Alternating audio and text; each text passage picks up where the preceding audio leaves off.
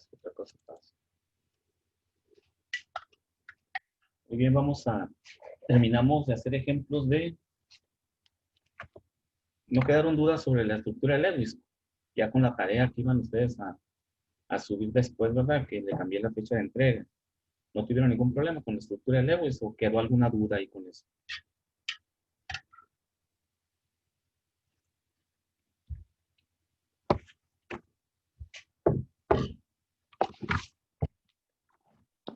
En la estructura de Lewis, profe, si nos dan 3 elementos, Ajá. que tenga, ¿cómo era? Que tenga, El menor número de átomos en la ecuación.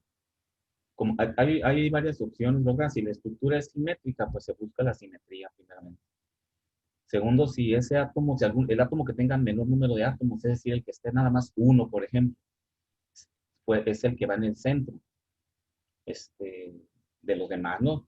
Y cuando todos tienen uno, no sé si verás sí, aquí, pero ahí en este caso, por ejemplo, ¿cuál ejemplo? Vamos viendo un ejemplo.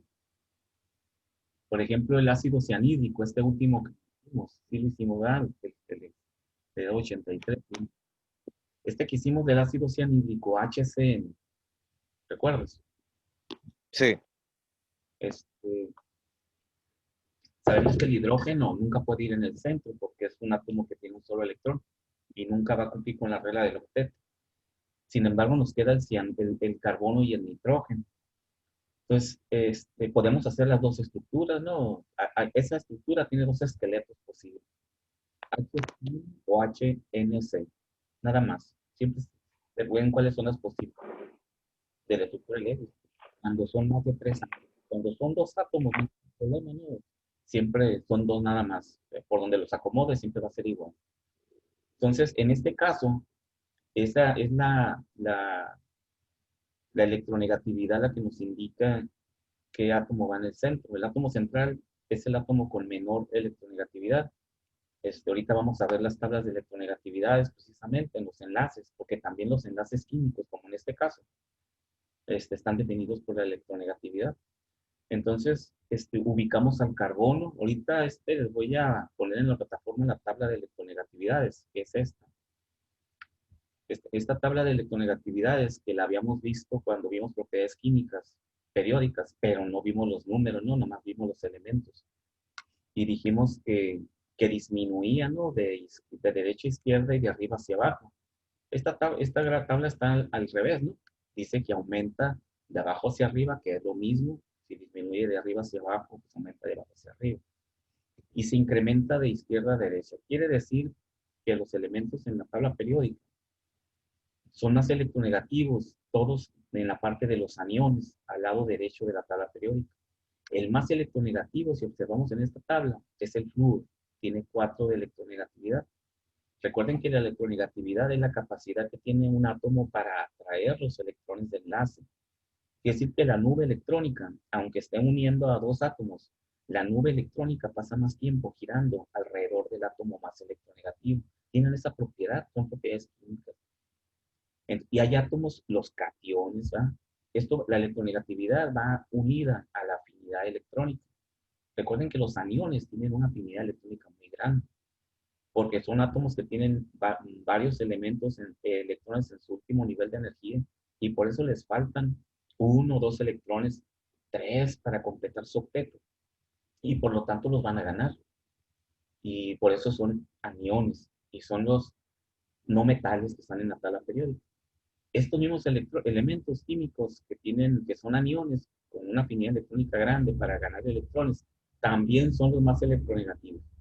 Entonces, ahí no nos causa mucho enredo, ¿no? Sabemos que los aniones, que son los no metales, este, tienden a ganar electrones y también son los más electronegativos. Mientras que los cationes son los menos electronegativos, y eso es lógico pensarlo, porque estos átomos van a ceder sus electrones, por eso son cationes, por eso son iones positivos cuando están formando compuestos, se comportan como iones positivos, y se encuentran en este extremo de la tabla periódica. Al otro extremo de los más electronegativos están los menos electronegativos. El francio es el menos electronegativo, tiene 0.7 de electronegatividad, mientras que el flúor es el más electronegativo, tiene 4. Entonces, uniendo ya el tema de la estructura de Lewis y cómo ubicar cuando tenemos varios átomos y que se nos complica saber cuál es el que va en el centro. Porque si no, pues tenemos que probar todos los esqueletos posibles, ¿no? Hacer todas las combinaciones posibles y irlas descartando porque no cumplen con la regla del octeto. Ahora, si queremos ahorrarnos ese trabajo, pues nos acordamos de la electronegatividad y ubicamos aquí, por ejemplo, el carbono, para el ejemplo que estábamos viendo del ácido este, el carbono tiene 2.5 de electronegatividad, mientras que el nitrógeno tiene 3. Entonces aquí definimos que el carbono va en el centro de la estructura de Lewis. Y descartamos hacer la prueba cuando ponemos el nitrógeno en medio. Recuerden cuando lo hicimos, no pudimos completar el octeto. Sin embargo, cuando pusimos el carbono en medio, se completó el octeto, ¿no? Para los dos componentes, los dos elementos. Entonces, esa es la electronegatividad. Para eso nos sirve la electronegatividad. Es una de sus varias funciones de la electronegatividad. Ahorita vamos a ver cómo también nos define qué tipo de enlaces se forman en un compuesto. Recuerden que vamos a entrar en materia, tenemos aquí dos tipos de enlaces, bueno, tres tipos de enlaces. Quiere decir que las estructuras de Lewis que hemos estado haciendo, estas estructuras de Lewis, normalmente forman enlaces covalentes y así los forzamos a que se formen. ¿Por qué? Porque agarramos y decimos, cuatro electrones del carbono, forma un enlace con el hidrógeno y pum, le damos un electrón, ¿no? Le ponemos una crucecita, una bolita y decimos, hizo un enlace con el hidrógeno puso un electrón, el carbono puso otro. Estamos forzando, estamos poniendo enlaces covalentes, en los cuales cada átomo proporciona un electrón de enlace, ¿sí? Y recuerden, esto lo estuvimos haciendo en los ejemplos, pero no siempre se forman enlaces covalentes. No, o hay compuestos que pueden tener muchos enlaces covalentes y tener por ahí un enlace iónico. O las sales, por ejemplo, hay compuestos que siempre forman enlaces iónicos. Y recuerden, al contrario de un enlace covalente, el enlace iónico es aquel en el cual uno de los átomos cede su electrón y otro lo gana. Es decir, es la simple formación de iones que hemos visto hasta ahorita. Los cationes ceden sus electrones y se quedan como iones positivos, y los aniones ganan electrones y se quedan como iones negativos. Entonces, estos elementos químicos extremosos en la tabla periódica, por ejemplo, todos los que están muy al lado derecho de la tabla periódica, contra los elementos que se pueden unir, que son los otros del otro extremo, recuerden, estos son positivos, estos tipos de elementos tan alejados entre sí forman enlaces iónicos. Cuando se encuentran muy cerca entre sí, forman enlaces covalentes. Entonces nos damos cuenta de que la electronegatividad tiene que ver en la formación del tipo de enlace, ¿sí? Es lo que vamos a ver ahorita adelantito. Dice, eh, la electronegatividad, enlace iónico. Dice, ya vimos que los átomos de los elementos con bajas energías de ionización tienden a formar cationes. Eso también va recordando la otra propiedad periódica que revisamos cuando vimos la tabla periódica. Las energías de ionización, que es la energía que se requiere para quitar o que un átomo ceda un electrón de valencia. Y dijimos que los cationes pues, son los que ceden sus electrones de valencia y se quedan como iones. Por eso se llama energía de ionización, porque cuando se aplica se forman iones. Entonces, los electrones, los átomos con bajas energías de ionización tienden a formar cationes, que son los metales. En cambio, los que tienen alta afinidad electrónica, como ya vimos los no metales, tienden a formar aniones. Pues sí, es muy lógico, ¿no? Los no metales, que son los que les falta uno, dos, máximo tres electrones para formar su octeto, no van a perder 4, 5, 6 electrones o 7, como el cloro nunca va a perder 7 electrones. Es más fácil que gane uno. Por lo tanto, los aniones, perdón, los no metales se comportan como aniones porque siempre van a ganar. y tienen por eso una afinidad electrónica grande, ¿no? Dice, como regla, los metales alcalinos y alcalinoterrios, los del grupo 1A y 2A, tienen más probabilidad de formar cationes en los compuestos iónicos. Y los más aptos para formar aniones son los halógenos y el oxígeno. Eso siempre forman aniones. Estamos simplemente repitiendo lo que ya sabemos, ¿verdad? Trayéndolo al momento para poder entrar a lo que es el enlace iónico. En consecuencia, la composición de una gran variedad de compuestos iónicos resulta de la combinación de un metal del grupo 1A o 2A y un halógeno u oxígeno. Recuerden que los halógenos son los que forman los hidrácidos, ¿sí? Son los halogenuros, el bromo, el cloro, el bromo, el yodo. Esos compuestos son muy reactivos porque les falta un electrón en su último nivel de energía y andan chambeando para ganar ese electrón, no tienen mucho, como nomás les falta uno para completar su octeto. Mientras que los que están en el otro extremo, los grupos 1A y 2A, que tienen uno o dos electrones en su último nivel de energía, también andan muy desesperados por dar ese electrón o ese segundo electrón si tienen dos. Es muy fácil, pues son muy reactivos también porque tienen mucha tendencia a perder ese electrón que les sobra o esos dos electrones que les sobran. Y son tan reactivos en los dos extremos que se unen muy rápidamente y forman enlaces iónicos, en donde ganan y pierden electrones.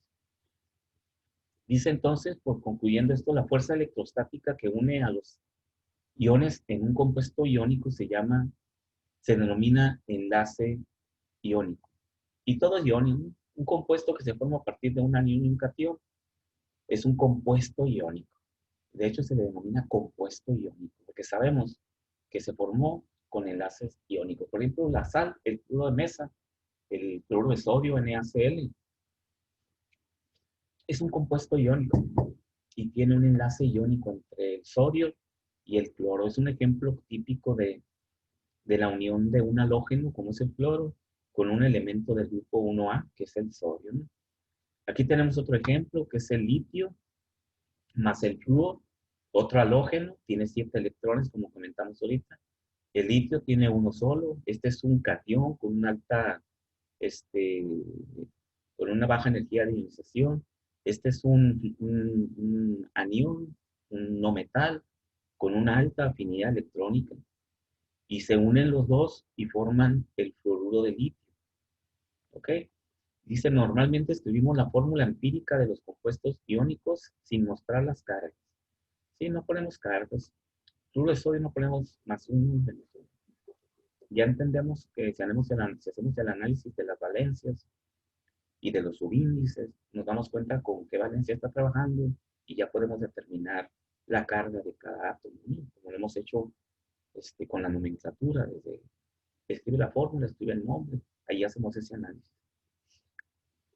Entonces, pues aquí está una imagen del flujo de litio, como todos o como la mayoría, por no decir todos, los compuestos iónicos tienden a ser sólidos en forma de cristal, ¿no?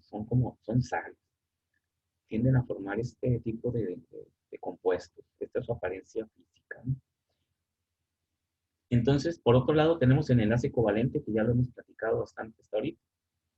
Sí, este enlace, de hecho, antes de conocer el enlace covalente, se tenían muchas dudas acerca de las propiedades de este tipo de enlace, porque se pensaba que siempre tenía el átomo que ceder, o sea, perder un electrón, mientras que otro átomo ganar un electrón. Y muchos de los estudios de química que se hacían considerando que siempre se formaban enlaces iónicos, daban resultados erróneos, alejados de la realidad. No se entendía bien el concepto de enlace covalente, en el cual realmente el átomo nunca pierde su electrón, simplemente lo presta. Y la idea que se tenía antes era el concepto tradicional de un átomo, ¿no? Si un átomo presta o cede, pierde un electrón, pues ya lo perdió. Nos imaginábamos, los hombres de ciencia se imaginaban que ese electrón ya iba a andar girando allá alrededor del otro átomo que lo había ganado. Y de esta forma perdía el electrón y se iba a girar allá junto con el otro, por ejemplo, el cloruro de sodio, el electrón del sodio lo pierde y se va y está allá con el cloro y allá vive con el cloro, ¿no? Mientras se está formando compuesto. Era una forma relativamente simple de interpretar los enlaces químicos. Después, ya cuando se hizo el estudio de todos los conceptos de orbitales y que se dieron cuenta de que no son órbitas, sino orbitales, y las propiedades tan raras que tiene un orbital químico, este, incluso recuerden que visualizamos la forma de un enlace P y un enlace, un orbital S, pero los otros orbitales ya no tenemos una idea clara de cuál es su forma, porque existen en otras dimensiones, en más de 3 dimensiones. Entramos al mundo fantástico de la mecánica cuántica. Entonces, en el enlace covalente, este, había cierta resistencia a su interpretación, porque si el electrón no lo cede o no lo pierde, ¿cómo es posible que el átomo mantenga el electrón dentro de un orbital girando cuando ya no debería de estar ahí, no debería de estar en otro lugar? Es una cosa que se interpreta solamente con la mecánica cuántica, ¿no? Pero ya sabemos que el enlace covalente realmente es un enlace que existe en el intrincado mundo atómico y el electrón no lo pierde el átomo, simplemente lo enlaza al electrón del otro átomo y están unidos girando. O sea, suena medio extraño, ¿no? Debería de ser imposible que anduvieran unidos girando porque físicamente pues, pues se rompería el enlace, no podrían existir así. Mas, sin embargo, lo hacen en el mundo pequeño del átomo y en este enlace no se pierde el electrón, se presta nada más al enlace. Y ese pues, el clásico que hemos usado ahorita de poner un puntito y una rayita, una crucecita, ¿no? Dando a entender que cada elemento químico es un electrón de enlace. Entonces, no se forman iones, ¿correcto? No se forman iones. Por eso, en laboratorio, cuando hacemos experimentos para determinar el tipo de enlace que tiene una sustancia o una solución, todos aquellos que forman iones, sabemos que tienen enlaces iónicos. Y los compuestos que no forman iones, tienen enlaces covalentes. Y la forma de saber si forman iones o no forman iones, pues lo podemos hacer mediante pruebas de solubilidad o lo podemos hacer mediante pruebas de conductividad eléctrica. Si tienen iones, conducen electricidad. Si el compuesto no tiene enlaces iónicos, no conduce la electricidad. O si el compuesto tiene enlaces iónicos, se solubiliza como una sal. O echan ustedes sal en agua, inmediatamente se solubiliza, se disuelve. Y si el compuesto tiene enlaces covalentes, no se va a disolver nunca en agua. Entonces, esas pruebas físicas nos indican el tipo de enlace. Entonces, en el enlace iónico, pues el enlace iónico siempre es prestar y ganar, prestar y ganar electrones. En el enlace covalente, como el enlace está formado uniendo únicamente átomos prestados, átomos que están compartidos, más que prestados, compartidos, tenemos que se forman 3 tipos de enlaces covalentes de acuerdo a su naturaleza química. Tenemos un enlace covalente puro, como lo forma el átomo de hidrógeno. El átomo de hidrógeno forma un enlace covalente puro, perdón, la molécula de hidrógeno, en donde aquí lo podemos ver, ya hicimos su estructura de Lewis. El átomo presta un electrón y se forma un H dos puntitos H o un H rayita H, como ya vimos en la estructura de Lewis. Y podemos ver, si hiciéramos una nubecita electrónica, cada uno de ellos, veríamos que la nubecita electrónica es del mismo tamaño. Es decir, forma un cacahuatito. Perfecto, los 2 lóbulos son iguales. Entonces podemos ver que es como si fuera un cacahuatito de 2 lóbulos, perfectamente iguales. Se llama enlace covalente puro o no polar. No polar, porque no forma polos. Un polo es como esta situación que tenemos aquí. Esto es un polo. ¿Sí? ¿Por qué? El hidrógeno no formaría una nube electrónica de este tipo en un enlace covalente no polar. Formaría uno idéntico. Los 2 extremos serían idénticos, como si fuera 2 lóbulos del mismo tamaño. Así lo forma el hidrógeno. Y esto se da con ese tipo de moléculas, en las cuales son simétricas, ¿no? Es H2, es una molécula simétrica con un enlace covalente, no polar, no forma polos. Mas, sin embargo, la mayoría de los compuestos son polares. enlaces covalentes polares. Por ejemplo, tenemos aquí el fluoruro de hidrógeno o el ácido fluorhídrico. El hidrógeno tiene un solo electrón y su electronegatividad, si observamos aquí, es de 2.1, mientras que el flúor, su electronegatividad es de 4. La diferencia entre los dos es 1.9,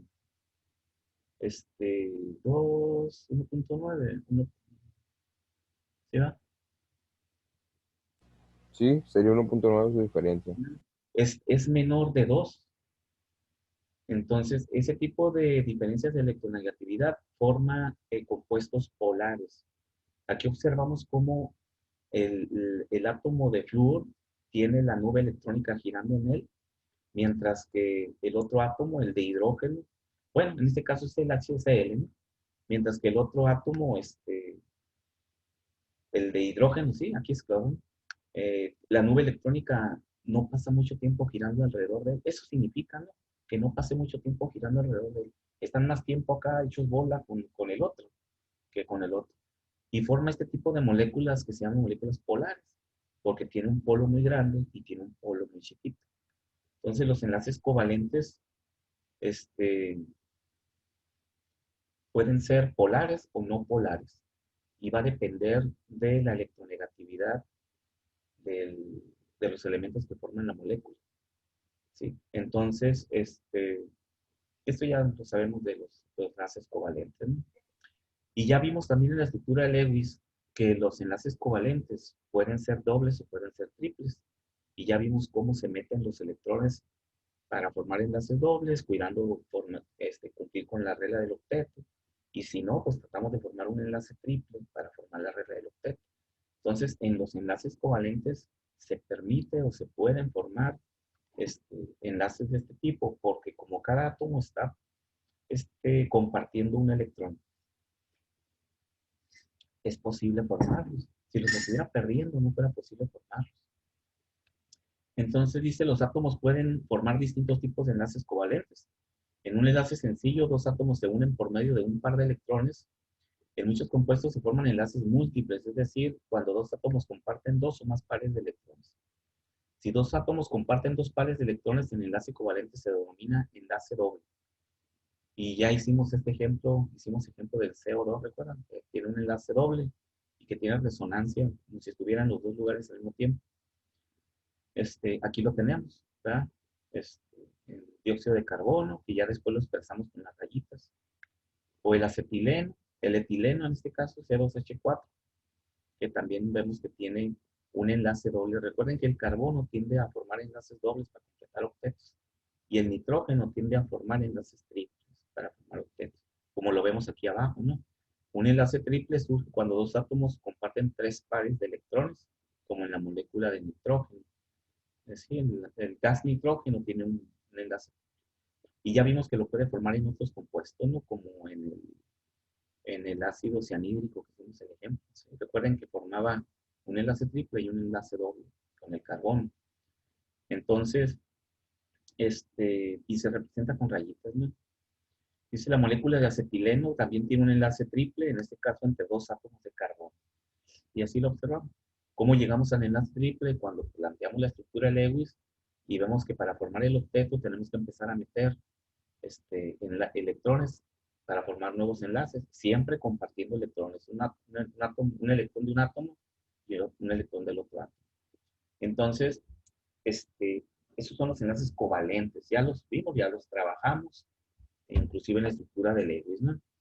Entonces, nomás como información, cuando lleven química orgánica, ahí lo van a estudiar a detalle. Un enlace sencillo es más largo que un enlace doble, y un enlace doble es más largo que un enlace triple. Quiere decir que mientras más enlaces se formen entre los átomos, más cortitos se hacen. Y cortitos, hablando de distancia, podemos medir la distancia de esos enlaces que hay entre átomo y átomo. Recuerden que podemos hacer eso ya con la tecnología. Y la distancia esa se mide en picómetros, que es una cantidad muy pequeña, es una distancia muy pequeña. Para medir distancias atómicas se usan los picómetros. Después para medir las distancias de las moléculas se usan namómetros. Entonces, un picómetro es 1 por 10⁻12 metros.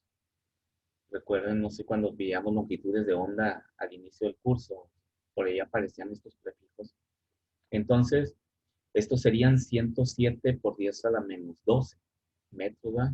Convirtiéndolo a metros.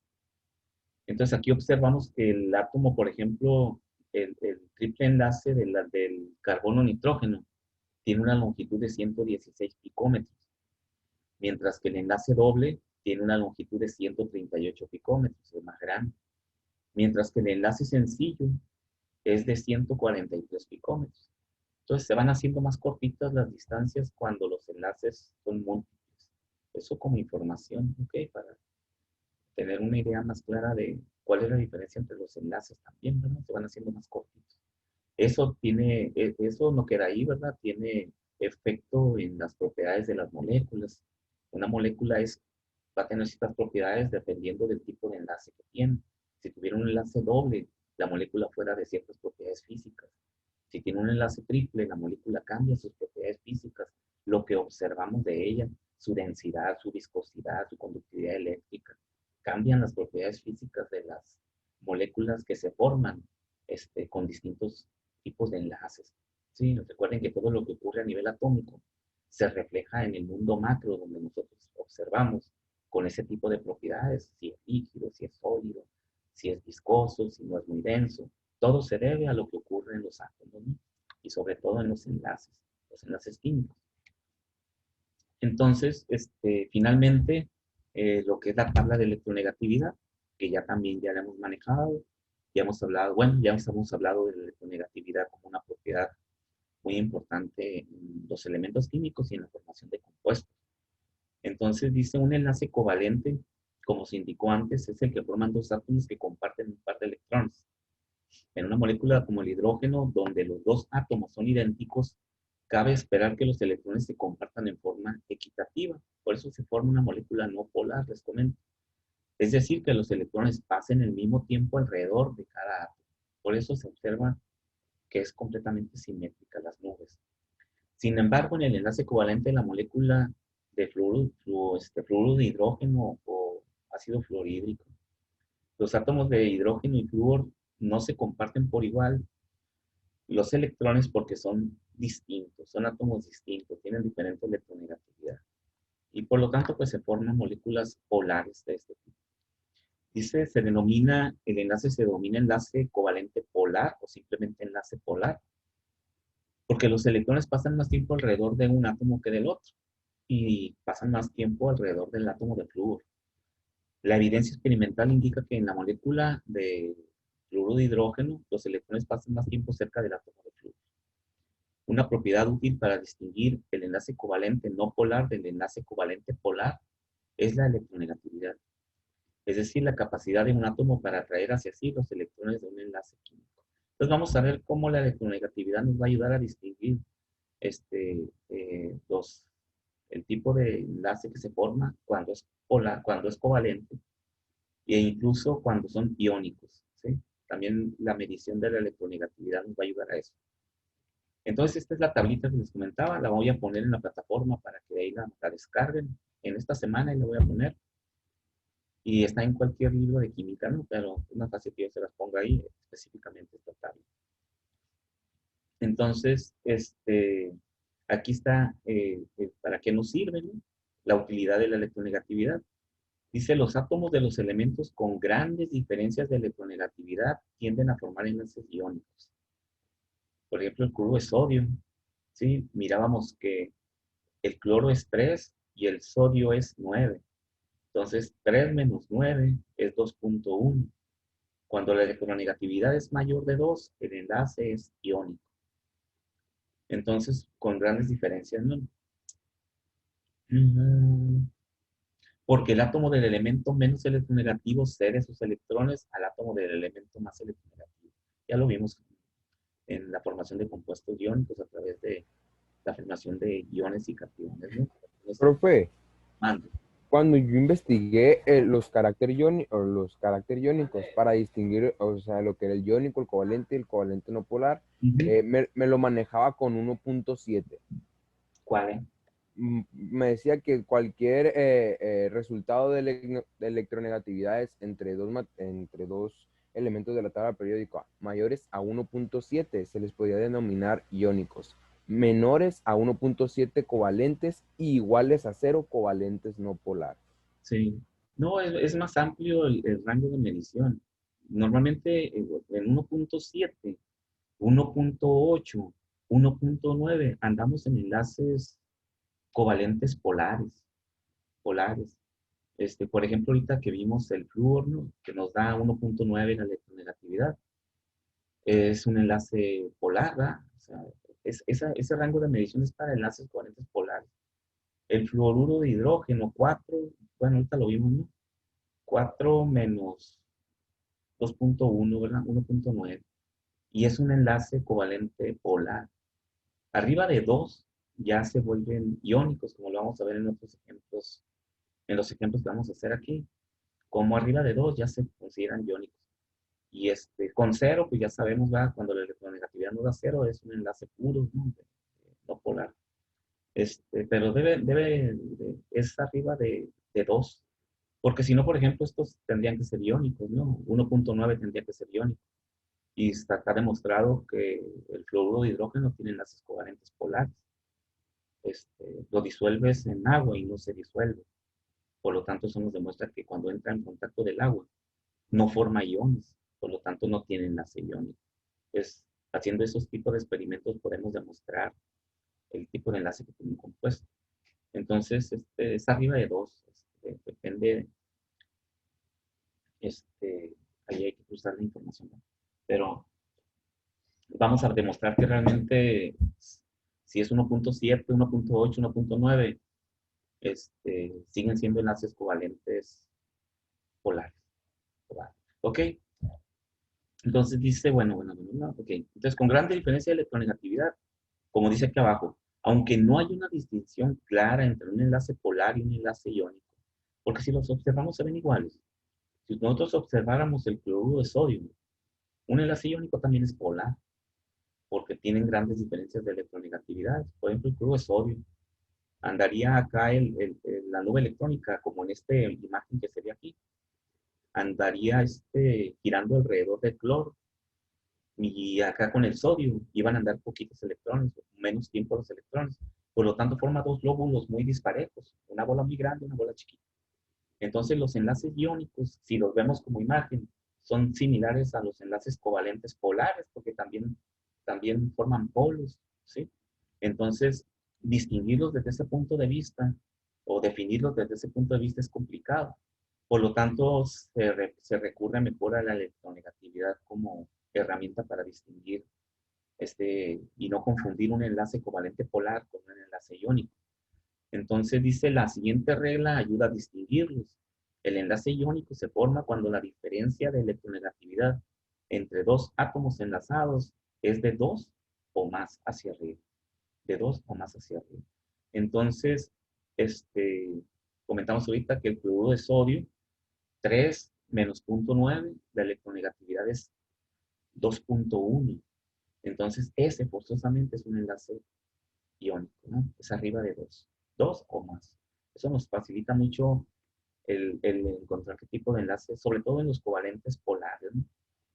Entonces dice, los átomos de elementos con electronegatividades parecidas, como se ahorita, tienden a formar entre ellos enlaces covalentes polares, porque el desplazamiento de la densidad electrónica suele ser pequeño. En la mayoría de los enlaces covalentes participan átomos de elementos no metálicos, como el hidrógeno, ¿verdad? Que forma un enlace covalente polar simplemente. Perdón, un enlace covalente simplemente no tiene polaridad, ¿no? Solo los átomos del mismo elemento con igual electronegatividad se unen por medio de un enlace covalente puro. Estas tendencias y características son las esperadas de acuerdo con lo que se sabe de la energía de ionización y la afinidad electrónica. Entonces, es lo que comentabas ahorita. Nada más allí hay que, este, el rango, ¿no? Que se maneja de electronegatividad. Entonces, y pues con esto terminaríamos con estos ejercicios para la aplicación de la electronegatividad. Por ejemplo, dice aquí, clasifique los siguientes enlaces como iónicos, covalentes polares o covalentes puros. Y nos pone como ejemplo el inciso A que dice HCl, cloruro de hidrógeno o ácido clorhídrico. Siguiendo la regla de la electronegatividad, pues si es enlace, forma un enlace iónico, un enlace covalente, un enlace polar. La electronegatividad va a ser para el cloro es 3 y el sodio es 9. Ah, no, pero no es cloruro de sodio, ¿verdad? Es ácido clorhídrico. Es el 3 y 2.1. Ah, es el que miramos ahorita, ¿verdad? Ah, no era el flúor. 3 menos 2.1 es 0.9. Por el valor de 0.9, precisamente, ¿qué tipo de enlace será? Iónico. Iónico. Covalente. Covalente. ¿De qué tipo de covalente? Porque recuerda que hay polar y no polar. Polar. Polar es covalente polar, correcto. Recuerden que cuando tienen las electronegatividades en rangos pequeños, son covalentes polares. Cuando la electronegatividad sea cero, o sea, que sean átomos de la misma especie, pues son covalentes puros, que son los menos, tienen que ser átomos de la misma especie. Entonces, estos átomos son covalentes polares. Mientras sea de 1.9 para abajo, serán átomos covalentes polares. Por ejemplo, el fluoruro de potasio, Kf. El flúor, 4. El potasio, 8. 4 menos 8, 3.2.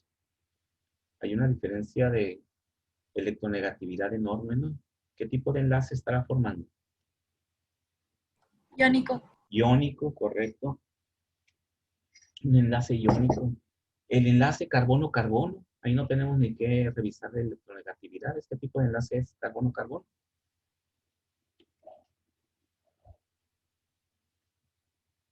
No polar.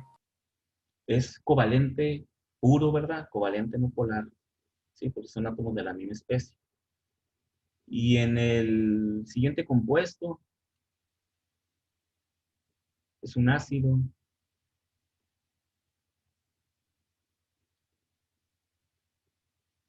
Y en lo que pasa es que el enlace carbono-carbono del ácido ese, ¿no? Estaba buscando su nombre. Es el enlace carbono-carbono en ese compuesto. Pues es lo que comentamos ahorita, ¿no? Es no polar, ¿verdad? El enlace covalente no polar en esa molécula. No como la molécula C2, pues, sino en la molécula es una molécula simétrica, ¿no? CH3, CH3. Entonces, el enlace es carbono con 3 hidrógenos, con un doble enlace unido a otro carbono con 3 hidrógenos. El carbono, los dos carbonos que están en medio de la molécula tienen un enlace covalente no polar porque son átomos idénticos. ¿Okay? Y también sabemos que los enlaces que forma el carbono con el hidrógeno, ¿de qué tipo son? Los otros enlaces que se forman, los otros 6 enlaces, ¿de qué tipo son? El enlace carbono-hidrógeno.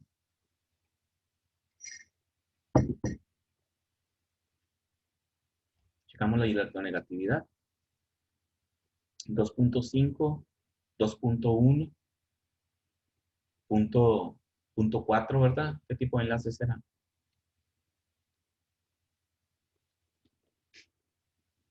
El enlace carbono-hidrógeno.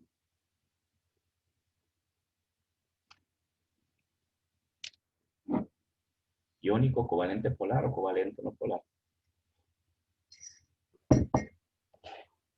No polar.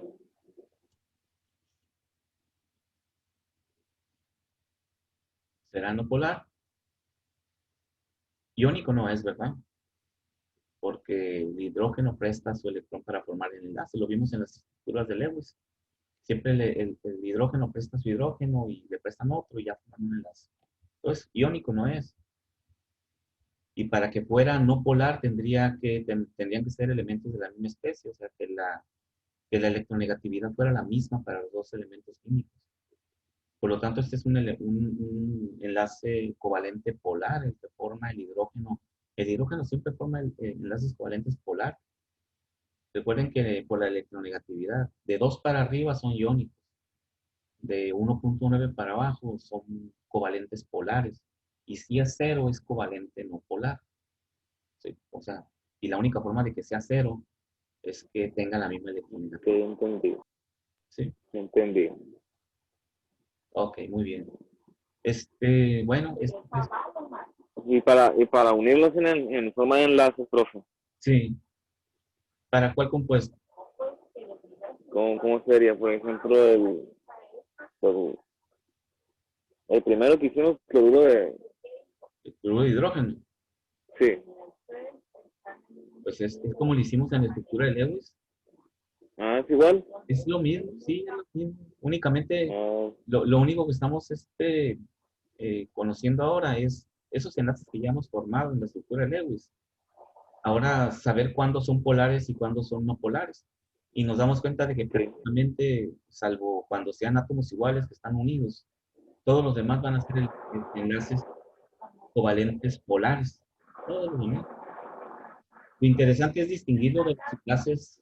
este, Y profe, deben de cumplir con la regla del octeto. sí, sí, lo mismo, lo mismo. La estructura de Ah, Lewis y la regla de Octeto, eso sigue manteniéndose. Ahorita lo único que estamos definiendo es esos enlaces que hacemos con la regla del octeto, de que ponemos enlaces dobles, enlaces triples, ese rollo. ¿Qué tipo de enlaces son? Sabemos que son covalentes, siempre, porque siempre tomamos un electrón de un átomo y tomamos un electrón del otro átomo. Siempre son covalentes. Ahora, ¿qué tipo de enlace covalente es? ¿Polar o no polar? Nos damos cuenta que la mayoría son polares y la diferencia de electronegatividad no lo confirma. Para que sea no polar y que sea covalente, es que sea como el caso aquí del ejemplo 3, en donde se unen dos átomos de la misma especie.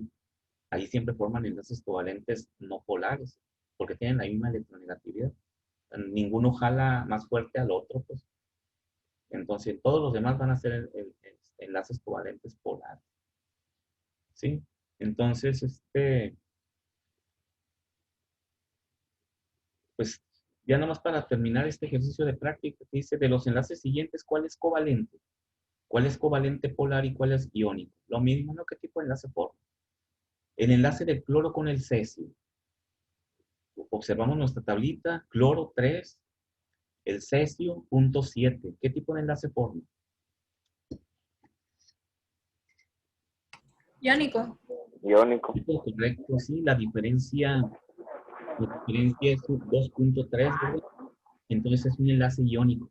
Siempre que la diferencia esté arriba de 2, 2 arriba, es un enlace iónico. Lo echamos en agua, se va a solubilizar. Es una sal. El siguiente nos dice en el sulfuro de hidrógeno o ácido sulfídrico, H2. El azufre es 2.5 y el hidrógeno es 2.1. ¿Qué tipo de enlace formará? Polar. Es, mande, es iónico o covalente. Covalente polar. Covalente polar, correcto, es covalente, covalente. Y normalmente siempre decimos covalente, como la mayoría son polares, siempre decimos covalente, covalente, covalente. Ya cuando vemos que es un enlace covalente no polar, como en el carbono-carbono, hidrógeno-hidrógeno, ya lo indicamos, no, es un enlace covalente no polar, porque hay que especificarlo, porque como el 99% son polares, pues ya cuando decimos un enlace covalente, ya prácticamente nos estamos refiriendo a que es polar, ¿va? Entonces es un enlace covalente polar. Y por último, en el enlace nitrógeno-nitrógeno en este compuesto, que es simétrico también. ¿Qué tipo de enlace tendrá el nitrógeno-nitrógeno en este compuesto? No No polar. polar. Correcto, es un enlace covalente no polar. Aquí se lo indicamos, un enlace covalente no polar, porque los dos átomos son de la misma especie. Restamos las electronegatividades, nos va a dar 0, lo que valga, ¿no? 2 menos 2, 0, 1 menos 1, 0. Entonces, de esta forma, podemos distinguir el tipo de enlaces que forman en un compuesto con el valor de la electronegatividad. Y recuerden, para la estructura de Lewis nos es muy útil si tenemos un compuesto en el cual no encontramos cuál va en el centro. Y para no tener que probar con todos los esqueletos posibles y hacer muchas estructuras de Lewis, y estarlas descartando. Nos acordamos de la electronegatividad y checamos. El que es menos electronegativo va en el centro de la molécula. Y de esa forma nos vamos más precisamente a la estructura que es correcta, ¿no? Para la estructura de Lewis. ¿Okay? Es la utilidad que nos da también ahí. Ok, entonces, con esto hemos terminado nuestra Correcto. unidad 2. El examen, jóvenes, está programado para el próximo viernes a la hora de clase. Me quiero. Estaba la semana pasada, ¿no? Pero nos faltaba ver este pequeño concepto de los enlaces y las electronegatividades. Entonces, pues lo movimos para este próximo viernes, a la hora sincrónica de la clase, así como estaba la semana pasada. Y la próxima clase, pues vamos a iniciar ya con la siguiente unidad de competencia, que es ecuaciones químicas y todo el concepto de mol, sustancia, peso molecular, y ya vamos a entrar en química, ¿no? Se va a poner más interesante, un poco más interesante la clase. Ya vamos a estar trabajando con la química, ¿no? Entonces, ¿no tienen alguna pregunta o duda sobre esto? No, profe. Muy bien, entonces.